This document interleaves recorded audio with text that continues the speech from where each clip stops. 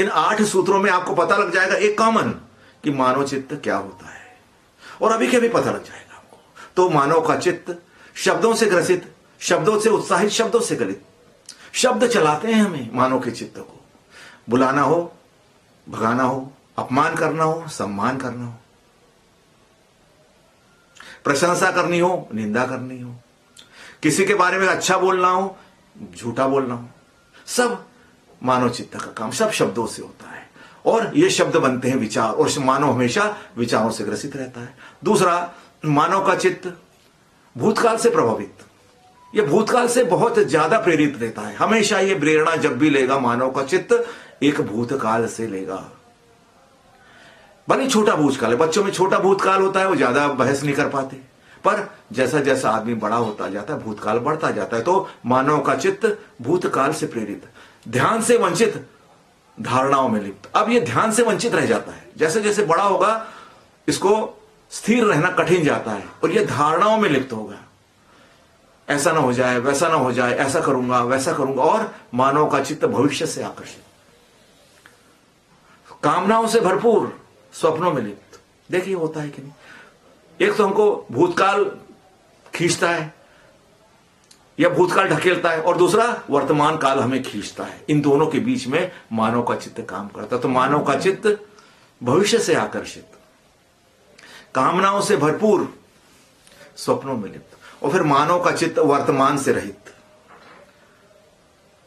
द्वंद्वों से भरपूर, द्वंद्वों से आकर्षित। द्वंद्वों से भरपूर रहेगा आपका चित्त हमेशा। द्वंद्व कैसे? करूं ना करूं, प्रेम के साथ घृणा आ जाएगी, हिंसा के साथ साहस आ जाएगा, कभी भय के साथ कभी कभी साहस आ जाएगा, साहस के साथ भय आएगा। दो जोड़ियां हमेशा चलती रहेगी, जन्म मरण, लाभ हानि, सुख दुख, लाभ हानि जो भी है लगातार आपको चलते रहेगा। द्वंद्व के बिना आप करूं ना करूं, संदेह और संशय से घिरा रहेगा, पर वर्तमान में नहीं टिकेगा। और मानव का चित्त सदा ही भ्रमित। ऐसा लगता है मन और भ्रम एक ही चीज के दो नाम है क्या, पर ऐसा नहीं है। मानव का चित्त सदा ही भ्रमित, विपरीत आकांक्षाओं से होता आकर्षित। हमेशा ये विपरीत आकांक्षाओं से आकर्षित होता है। जब भी आपके अंदर, आप भगवान के सामने हाथ भी जोड़ने खड़े हो जाते हो, एक बुरा विचार पीछे खड़ा हो जाता है। किसी का अच्छा हुआ, आपको क्षण भर के लिए भी सुख नहीं होता, आपके अंदर टीस उठती, अरे हमारे साथ क्यों नहीं, उसका कैसे अच्छा हो गया, उसको कैसे प्रॉपर्टी मिल गई, उसको कैसे लॉटरी खुल गई, हमारा कैसा हो गया। किसी के खुशी में खुश नहीं रह पाता ये, और किसी के दुख में उतना दुखी नहीं रह पाता, अंदर से खुश होते रहता है। ये मानव का चित्त है, हमेशा विक्षिप्त रहता है। फिर मानव का चित्त रहस्यमय गीत, इससे बड़ा रहस्य नहीं।